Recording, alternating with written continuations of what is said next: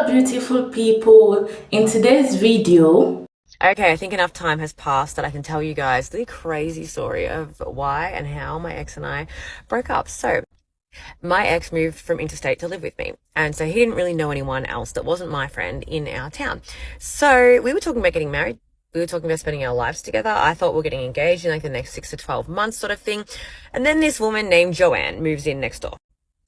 Now, it took us a while to warm up to Joanne because she was a little bit vague about her past. Like, we would ask her where she was from and she would kind of dance around the question. We would ask her, like, if she's married, she would dance around the question. She just wasn't very forthcoming with information about her past, but we were like, oh, none of our business. Maybe there's some trauma there. Good for her. But she seemed pretty lonely. She didn't really know anyone in town either. So the three of us would hang out. We would do things together. We really started to trust Jo.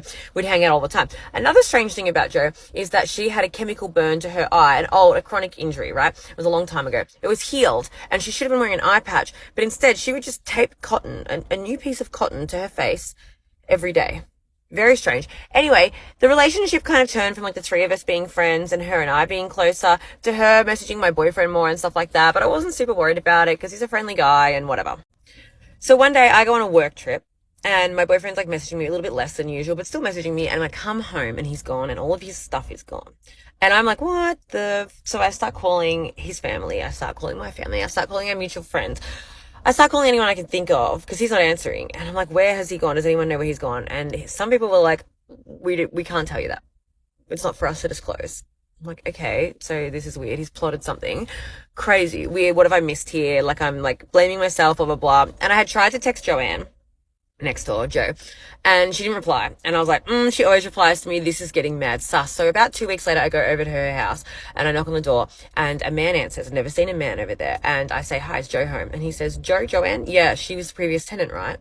And I was like, she's moved out? He's like, yeah, she moved away with some blonde guy. I was like, do you have a forwarding address? He says, yes. He gives me the address. It's only an hour away. I drive there. Sure enough, both of their cars are there. They're living together. They're together now. So I don't know where she come from. I don't know where she go. But if it hadn't been for Cotton Eye Jo, I'd been married a long time ago. Obviously ended up breaking it off. I used to be a touring musician, and after one of my tours, I realized that one of the diamonds in my ring had fallen out. Now, as much as I tried to not take that as a sign that I shouldn't be with this person, I started asking myself some deep questions. And I asked myself, is he my best friend? Is he my fairy tale? Are we compatible? I brought these concerns up to him and it didn't go well. He ended up silencing me and we didn't talk for, I think it was about a week. But in that week, I realized that I was not meant to be with him. That he wasn't my fairy tale. He wasn't my best friend, and we just really didn't match up. I had already sent out over 200 save the dates, literally just the week before. After I decided to break it off with him, I begged him to have a phone call with me where I broke it off. I literally canceled our whole relationship. This was the first time in my life I asked myself what I really wanted and what I really needed, and why it was that I said yes when really I didn't know the answer. But actually, I did know the answer. I wanted to say no.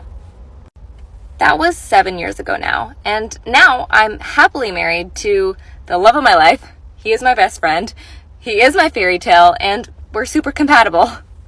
We've been married 5 years, and the guy that I broke up with, he is also now married to the love of his life. They have a kid together, and I wish them nothing but the best. I don't regret the choice that I made in saying yes because it taught me a lot, and I don't believe in regrets. But I could have saved myself a lot of heartbreak and heartache if I would have been able to ask myself the hard questions, what it is that I really want and what I really need before, and to not just people please and say yes to everything. So ask yourself, where have you been saying yes where you really should be saying no? And maybe where are you saying no when you really should be saying yes? One of my sexiest male friends just broke up with his girlfriend, and I need to tell you why. Ladies, listen to this, because I agree with him. I agree with him, and you need to tell me if you agree as well. Well, they had been dating for a while, about a year, and she's lovely. Well, I mean, until you hear what happened. She seems lovely. She's beautiful, well-dressed, has a great career. It got worse as they were dating. They would go out to dinner or go out to lunch or whatever, just go, wherever, like restaurants, things like that, cafes. And she was really rude to the servers. She was rude to any kind of server or help. She was just rude. And he started to, he would talk to me about it and he would say, doesn't it kind of show character? Doesn't it because I said, well, wasn't she like this when you first met her? And he said, it's gotten worse. And he said that when he first noticed it, that he thought she was just having a bad day and I don't know. I mean, I think, he finally just couldn't take it anymore because he said it meant that, she might be a mean person. I think it's a really good indication of someone's character. Like you can't even be having a bad day and be rude to anyone, especially people you don't know. So I think that is indicative whether somebody has a good character or not. I don't know. You guys tell me what you think, but I actually agree with him. But it's important to point out that here's a gorgeous guy, really awesome guy. And she's beautiful. She really is. And she has sort of everything else going for her, but he couldn't take the fact that she was rude. So kindness over beauty, I think is the point. Love you all. Yo, guys, when I tell you that I was so heartbroken to having to leave the love of my life because he has a daughter. Yo, it was real. Under normal circumstances, I really don't mind dating somebody who has a child. Not children, a child. I really don't mind. Especially if you take care of your child and you do everything and you love them and you're a present dad. Please, I love it. But this specific one, I ain't gay. So, let me tell you guys what happened. So, a few years ago, I met literally the love of my life. So he had a daughter. I knew from the moment we met that, like, he has a daughter because she was the profile picture and everything. And he's a very present dad. Like, he spends a lot of time with the daughter and they do almost everything together. Didn't have a problem with it. At that point, I didn't meet her yet. But by the videos that he was posting, like, she seemed so sweet. So one day he says to me that he's coming to pick me up. Fine, he's coming to pick me up. So I get in the car and then the daughter's sitting in the front seat, so I go to the back seat. So he's like to me, no, okay, we'll call her Tato. No, I just thought I should just come fetch you and then we'll drop off Tato at her mom's house because I felt like it was on the way. No, I don't have a problem with that. I agree, Tato. She keeps quiet. She's like 10 years old. How? Okay, I let it be, and then we pass by the garage where I live.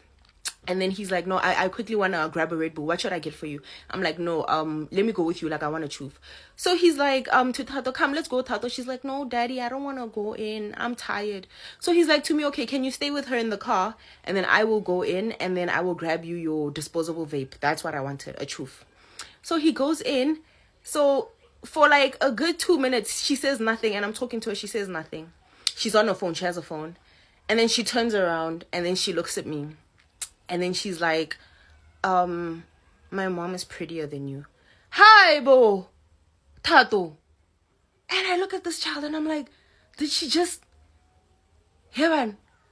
So then I look at her and I say, why would you say that? And then she's like, no, because it's the truth. Hey. And then she turns back and then she's on the phone. So before I can say anything else, the love of my life comes back into the car. And then we just silent again. So then now he's acting like everything is normal. He's giving me what I wanted. She wanted Skittles. Love of my life brought her Skittles. How about we go drop her off? We go drop her off. Sorry. And then now I'm thinking to myself, must I mention this or mustn't I mention this? Because like you cannot say anything bad. He loves his child, guys. Like literally he lives and breathes for this child. Hi, fine. So I'm like, like I don't know if I should mention this or not. But it's fine, let it go. And then he was talking about, no, like I want us to plan like a trip to Gold City, me, you, and Tato. So I'm like, oh, okay. Hi. So I agreed to go on the Gold City trip with Tato and her dad, even though I am well aware that Tato does not like me. So part 2 coming now about what happened in Gold City. Now. 4 weeks ago, my boyfriend of 8 months decided to break up with me on the day we were supposed to be boarding our flight to meet my family for the first time. And when I tell you there were no signs, there were no signs. Oh, but there's always signs. No. And you know what? Yeah. Hindsight is a hell of a drug. The I knew it all along phenomenon. I have the ability to reflect post-breakup, but I still would not have been able to see this coming. And I'll tell you why. The scary part is that we had a great relationship. We had a healthy relationship. And the reason I'm putting those quotation marks in is because maybe at the end you kind of just see the damage that you didn't know was there. We never fought with each other. We never raised our voices at each other. And if anything did come up, we would sit down in an appropriate, safe space and share what we needed to. So I thought our communication was great. When our relationship was becoming more and more serious, we decided to set aside a little bit of time on the weekends to have some relationship check-ins. So this could look like, hey, how can I support you this week? Or how are you feeling? Is there anything you need to talk about? Or was there anything I did this week that upset you that you just didn't think was a good time to bring it up? But there weren't a lot of issues in the relationship, so he would just be very reassuring, telling me how happy he is and wanting to progress for a long-term future together. So I felt extremely safe and secure in this relationship. Woo! And to add on to this, our beliefs, our values, our ethics, our morals, and our goals were aligned, in my opinion. So around the 6-month mark, we decided to have our serious, long-term future conversation. You know, the early conversation of, do we want kids? What are we going to do about finances? Do we see a long-term future? What are the next steps? Do we want or see a marriage together? And he reassured me that he wants to continue to progress towards a long-term serious future. Great. We're on the same page. So now let's fast forward to 1 month before the breakup. There had been one issue that we had been dealing with since the beginning of the relationship, and we had been communicating about it over time, but this conversation started to get more serious by the time it was 1 month before the breakup. So we were communicating a lot during this time, like hours on the phone during the week, every day, and I was trying my best to support him and, you know, be a good partner. And during that time, he told me that all the communication we were having about this made him feel so much closer to me and that he wants to continue to communicate like this. I loved to hear it. I loved this man so much. This shit is still confusing. Now we're 3 weeks before the breakup. He invites me to India for 2 weeks in January to go to a colleague's wedding. Cool. Super fun. Future plans. Love that. Now we're 1 week before the breakup. Now we start looking at dates for India, and he says that we should start looking up flights. So we do, and I'm so excited. 1 day before the breakup and 1 day before we are boarding our flight to meet my family for the first time. And mind you, we only booked this trip 3 weeks prior. We're getting packed for the trip. He goes to the gym and he texts me and says, hey, let's check in for our flights. Great, love that. I am so excited for this trip. My brother booked flights so that he could come meet him, and my sister was gonna drive 3 hours with her 3 kids to come meet him as well. We were all ready to go. Night before the trip. We're laying down, we're laughing, everything is great, until he decided to bring up the issue of having children or not. Out of nowhere, which in the long run ended up being a non-problem, but this is how it all started. So now all of a sudden, I'm confused, I'm backed into a corner, I'm upset, I feel like I'm starting to have a trauma response because I knew there was something really off about this. And that's when he says to me, maybe I shouldn't go on this trip. You know, I can just drive you to the airport tomorrow and drop you off. What is happening? So I told him I needed some space and went to shower. So I'm already in shock, but I'm starting to realize that this doesn't really have to be an issue because it's not an issue. But I'm still really upset. He's upset. So we just lay in bed and we're just trying to figure out what is happening. And then after a long silence, he breaks it by saying, well, actually, I have been having some long-term doubts and concerns the last few weeks. And I'm like, oh, there it is. This didn't have anything to do with children. But my heart broke in that moment because a few weeks and you didn't say anything when you were given every opportunity to do so. And this is all coming up the night before we're supposed to leave on this trip. Are you kidding me? I knew I could not have that conversation that night though. So we both agreed that the best thing to do was just put on one of our shows, get in bed, and go to sleep and have a conversation the next day. So at this point, he has already told me that we should cancel the trip and, put our relationship first. And I had to call my parents that night and tell them, and I was just absolutely devastated. It still seemed like a normal night going to bed that night because we were watching our show, we were laughing, we were cuddling, and then we said we loved each other before we went to sleep. I had to go into the living room though at some point because this was my first time alone with my thoughts, and I needed to sob, like physically let it out. And so I did. I sobbed all night, and I looked like a potato the next morning because my eyes were bulging and swollen and ugh. So the next morning, he's laying with me. He goes out and gets me breakfast and coffee, and then we're just sitting on the sofa. I'm pretty much mute. I'm like still in shock and in pain, and I'm all over the place. He left the apartment to go talk to his sister on the phone. He ended up rear-ending someone because, he's emotional, but he's fine. He was fine. But he comes back and he says, okay, let's have this conversation. And so we do.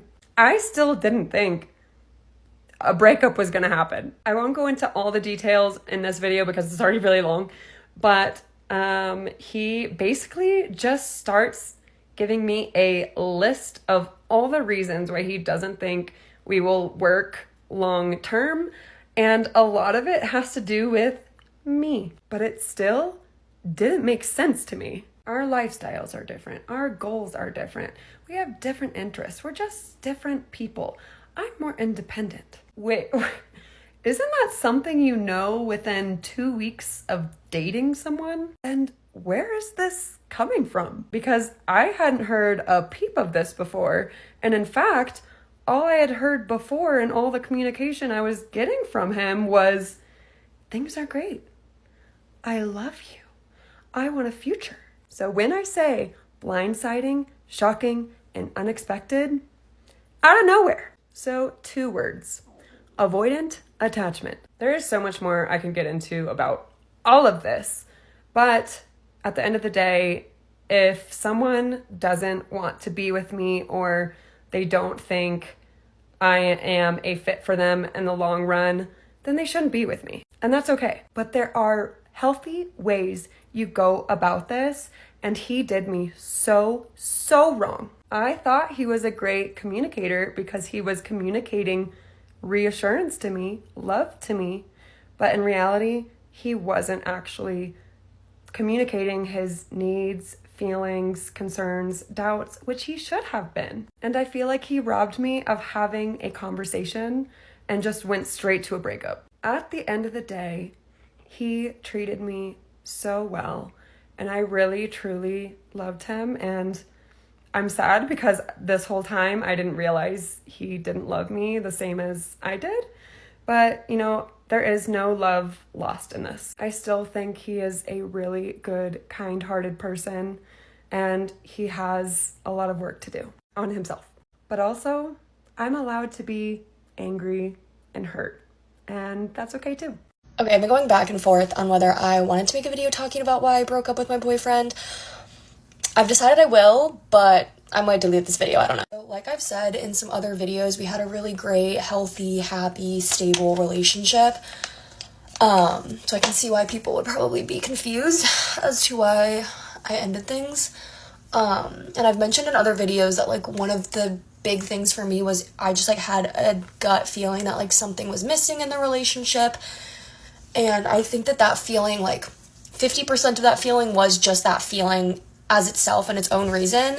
And I also think that feeling was a manifestation of other little, incompatibilities that were kind of coming to the surface. And so one of those kind of incompatibilities that kind of bubbled up was just the fact that we really didn't have anything in common.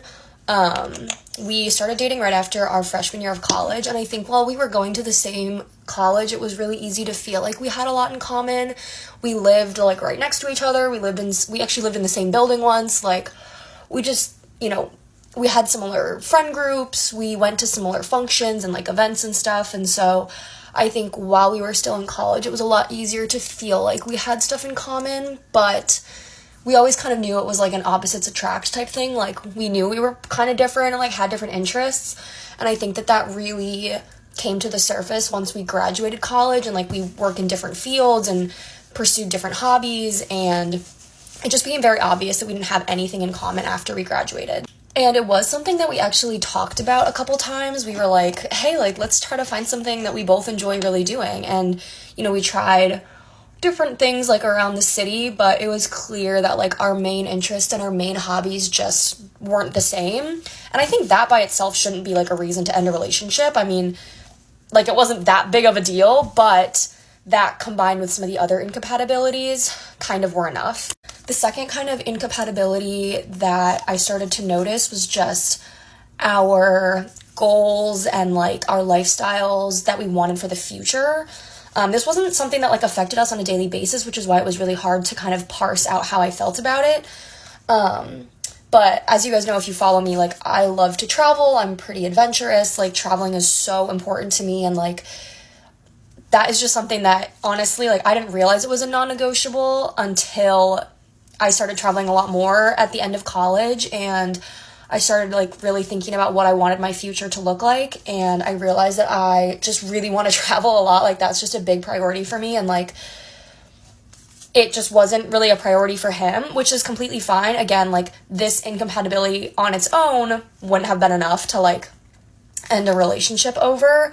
Again, it's this combined with other things. And I know there are couples who, one couple does like solo traveling because the other person isn't like as interested in it. And I think that's totally fine. But I think I realized that I really want somebody who can enjoy that with me and who like gets excited about traveling and gets excited about seeing the world. And I just realized that that is like something that I wanted out of a partner. I just feel like I have such an excitement and just like an excitement to see the world and do things, and I didn't always feel that he felt the same way or that he had that same excitement.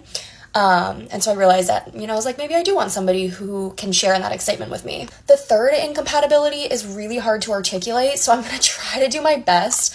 But our conversations sometimes never flow that easily. Like, we could talk for hours over text. So we could text for hours and like have really deep, like long conversations.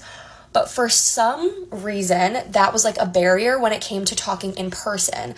When it came to like in-person conversations, they kind of felt a little just like off, and like they didn't flow very well. This wasn't like an issue like every single day of our relationship, obviously, otherwise like we probably would have ended things sooner, but it was kind of me realizing like a lot of the times I was the one like asking the questions or propelling the conversation forward, or like we could talk for hours and hours over text, but we couldn't do that in person. And obviously it's not that like every single time we're together I want to have like super long deep conversations. Like, when you're with somebody for years and years, there's going to be times where you really don't have anything to talk about, and I think that's totally fine and totally normal.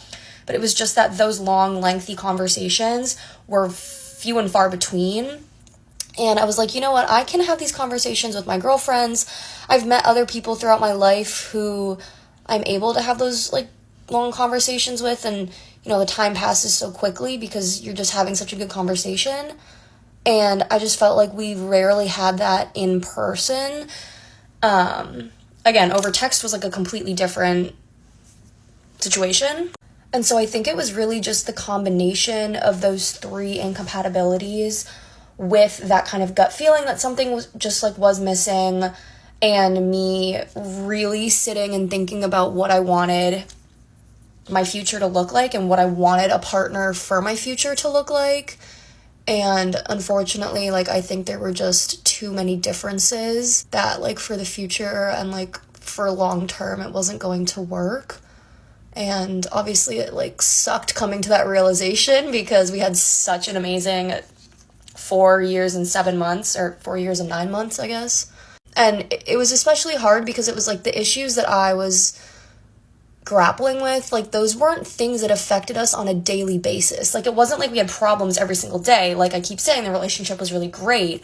And so it was like, it was really hard to come to that realization because incompatibilities were more overarching rather than like things that affected us day to day.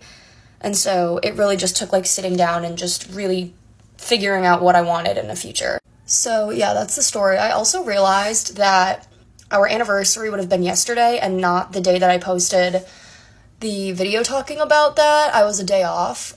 Oops. And once I realized the actual day, because my Snapchat memories came up from 5 years ago when we started dating, and I like literally was bawling my eyes out. Anyway, that's the story. May delete, may leave this up. Who knows? My ex-boyfriend withheld intimacy from me, and these are the 4 reasons that he told me as to why he did so. And I do have my phone, so I don't forget any of the reasons. But reason number 1 was the fact that I would not give him any children or get off of birth control. This reason made absolutely no sense because when we met, I told him that I would not bear any children until I was married because I did not want to continue the curse that was over my family. So he knew this, he was aware of this, and I asked him, why did you think my tune would change? And he said, well, babe, I thought if you loved me enough, you would give me a baby. Sir, that was never gonna happen. Reason number 2 is that my body produced too much water. If you get what I'm saying, I'm trying to be very demure, very discreet. That made no sense because in the beginning, he used to beg me to produce as much as possible, so much so to the point that we had to get a waterproof sheet. So for him to now be saying, oh, babe, it's overwhelming, it's too much, I just can't handle it. Sir, what are you talking about? What is actually happening right now? Reason number 3 was craving. So he told me out of his mouth verbatim, if I give it to you when you want, you're not going to crave me and you're going to end up craving someone else. What? All that did was make me not crave him at all. So I got a flower to handle myself because what are we doing? What are we doing? What are we talking about?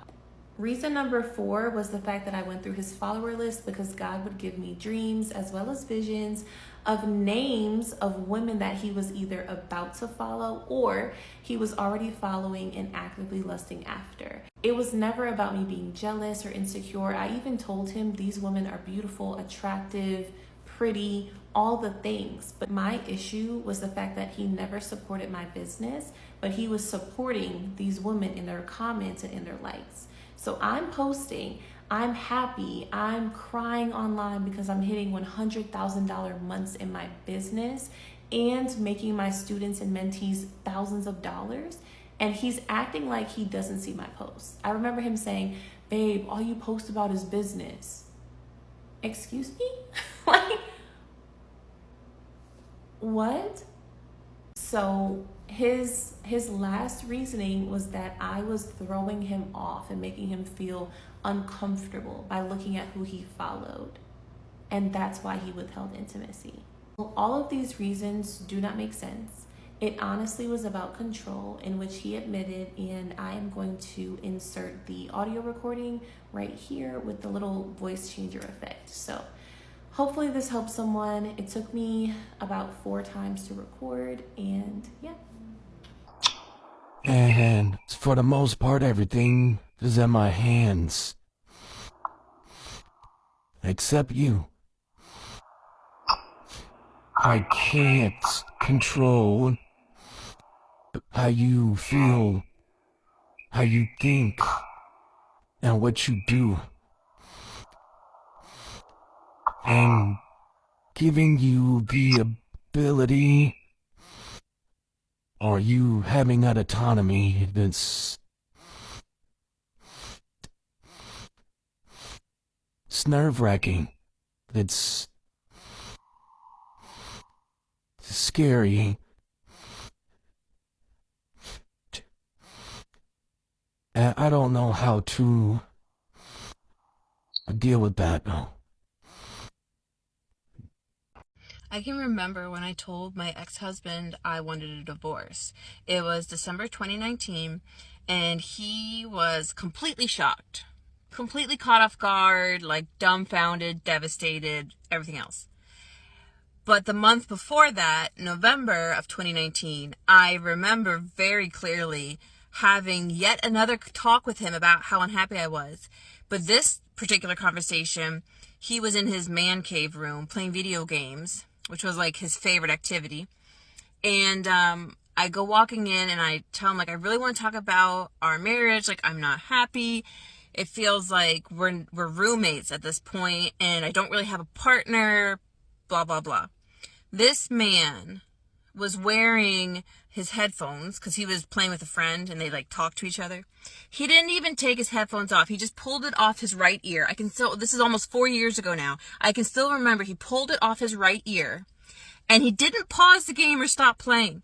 He continued to play a video game while his wife was standing in front of him, telling him how unhappy she was in the marriage. And I remember when he said to me something about like marriage being forever and whatever. And I said to him, well, maybe some marriages aren't meant to last. And he got so mad at me for saying that. But he didn't stop playing video games to have the conversation with me. And if that doesn't perfectly sum up why I divorced this man, then I don't know what does. And I feel like this is a very common trend. I hear about this type of stuff a lot, where the wife had expressed her concerns for months or even years, and then when she finally says, all right, I've done everything I could do, I want a divorce, then the husband's like, what do you mean? What's happening? I love you. Please don't leave me. Please don't take my kids from me. It's like, bitch, you should have put in effort. You had the opportunity. We give you so many opportunities to do the right thing. You chose not to. This is now the repercussions of your actions. Am I wrong? 2 months before my ex-husband and I finally separated, we had a trip to Disney planned. And a few weeks before that trip, my ex-husband had gotten fired from his job and was yet again unemployed. I think the wives on here already know before I say it, but I planned that trip myself from top to bottom. It's not because I didn't want help. It's not because I didn't ask for help. It's because he would not give me help. I had narrowed down the Airbnbs to a handful of options, and I just wanted him to finalize the decision with me. Could not be bothered to find 5 minutes to sit down and look at houses with me. So I rented the house myself. I rented the minivan to drive there myself. I coordinated the trip from Pennsylvania to Florida for 4 adults, my parents went with, and 2 kids, myself. And if you've ever planned a trip to Disney, you know you don't just show up on a whim to Disney. You need to know which days you're going to which parks. And then within those parks, you need to know which restaurants you really want to go to, because you have to reserve them months in advance, especially if it's like the high demand restaurants. And then you want to do your fast passes for the big rides in advance. And then you have to coordinate your lunch reservations with your ride reservations to make sure you can get there in time. So there I am looking at maps of the parks, trying to coordinate. Can we get from that ride to that restaurant? Is that enough time? Like hours of planning, hours and hours of planning. And then packing everything for the kids for a week in Florida, plus obviously packing everything for myself. All this man had to do was show up. He just had to show up with a suitcase of clothing. I paid for everything. I coordinated everything. He just had to show up. And do you think he appreciated that? No. Shocker, right? The bitching and moaning this man did the entire trip. Nothing suited. Nothing suited. It was too hot. It was Florida. There was too much walking. There was too much waiting in line. What's the point of having reservations if you still have to wait when you get there? Why is our lunch reservation at 1:45? Who eats lunch at 1:45? Because that's what was available. Because that particular restaurant, I remember it. I don't remember what it's called, but it's the one in Magic Kingdom where like Winnie the Pooh and them all are. And it was important to let the kids have lunch with Winnie the Pooh, even if it's at 1:45, right? Just like nothing about it suited. And if you have young kids, ours were 5 and 2 at the time, and you're planning a trip to Disney, you know that that trip is not really about you. You might find some stuff that you enjoy while you're there, but the trip is for the kids. It's about letting them have that magic experience, and then you get your fulfillment from watching them have that experience, right? Like, you're not going to get to do everything you want to do, but you want to try and get your kids as many of those experiences. So we had lunch at some weird times so that the kids could have lunch with the characters. Like, that's just what you do. But every part of this trip was just so much bitching and moaning, and nothing I had done was good enough. Everything was, well, why didn't you do this? Why didn't you do that? Bitch, why didn't you help plan it? Right? Like, I had to do everything. And I will never forget, on the drive home, we stopped at a Chick-fil-A for lunch, and I was driving that portion of the trip. Like, we had the 4 adults, we took turns driving. I was driving as we were cruising into lunch, so I handed him my phone, because I had the Chick-fil-A app, and just to have him put in the lunch order. And it was such a fucking debacle that, like, he didn't even order anything for me. And so we get to Chick-fil-A and we have to wait for the food because I had to order more. And my mom and I are with the kids in the little play area they have there. And I lost it. Like, I just finally had a meltdown. And I remember saying to my poor mother, what's worse, putting the kids through a divorce or spending the rest of my life with this idiot? And she just looked at me, because up until that point, like, I hadn't really voiced to my parents how unhappy I was. Like, I was kind of leaving them out of it, right? But I had just seen what the rest of my life was going to be like with this man. It was going to be me doing everything and it never being appreciated. And I just couldn't do it. Let's stop pretending that letting your partner default to making all the decisions is somehow doing them a favor. Let's stop pretending that saying, oh, you do what you decide, whatever you want. Let's stop pretending that's like a gift, because it's not. I don't want to be told, oh, you decide. I want you to decide. I don't want to make all the decisions. Do you know how nice it is to just show up and somebody else has actually planned something? I never experienced that until my current relationship, where it's like my man now, he'll just plan a date night and all I got to do is get ready and look pretty. And it's so nice. Let's start being partners. Because I think that's what we all want. We want a partner. We don't want another responsibility. Says he didn't want to go. He gave you the signs, but you ignored him. The only reason he showed up was because he thought he was doing you a favor. That's it. This men ignore when you tell them how you need to be treated, but act all surprised when you say you are leaving them. And then they go about telling people that they did everything to make you happy. What did you do? These men go about declaring how they want to lead and how they want the wife to be submissive, but they are incapable of making decisions. The problem is, we women, we always look out for potentials instead of believing them at the first red flag.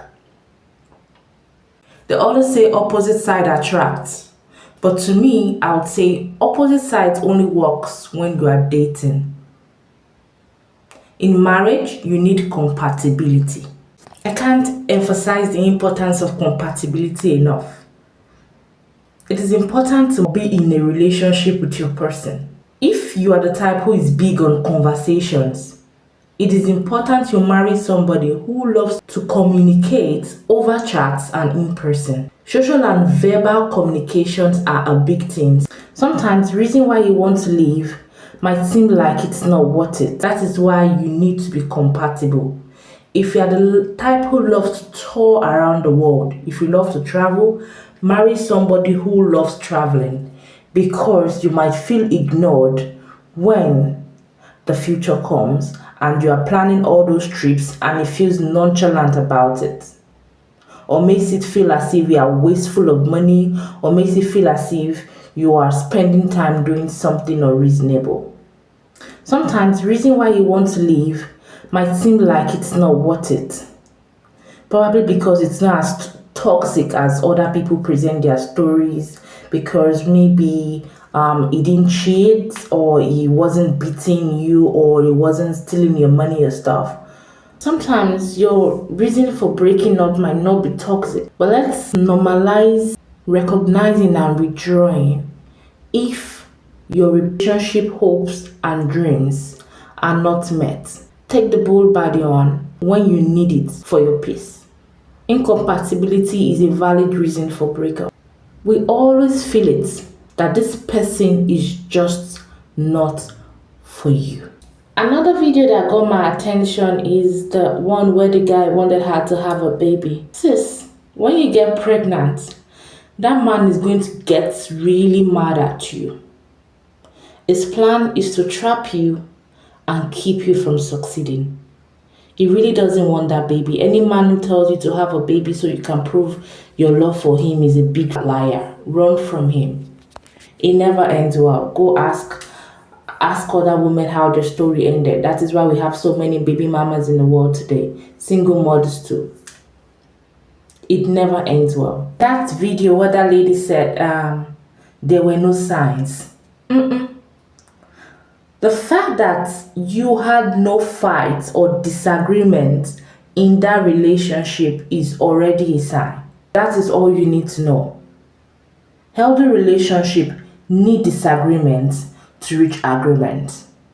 That you're not fighting or having misunderstanding. I'm not saying you should go throw punches or begin to insult each other. But sometimes you need to have this conflict, this disagreeable thoughts, to reach an agreement. It's healthy. It helps you know each other's mind. It helps you know each other's plans. It helps you know each other better. You cannot always want the same thing at the same time. So disagreements are okay, but it is how you resolve the issues, how you go about it that matters. So if you're not fighting at all, I think one of you is lying to the other. It's either one person is trying to just let go or the other person is lying. Whichever way, you're hiding your feelings, you're lying to each other, and real relationships should not be filled with dishonesty. Hello people, so do you have any horrible reasons for breaking up in your relationship? Share them in the comment section. Let me know what you think of this. Remember to share this video to anybody whom you like to be part of this conversation. Like and hit the subscribe button so that this video can be pushed to many other women who need valid reasons to leave that relationship they've been holding on to, yet it is harming them. Thank you for watching, guys. I'll see you tomorrow again in another video.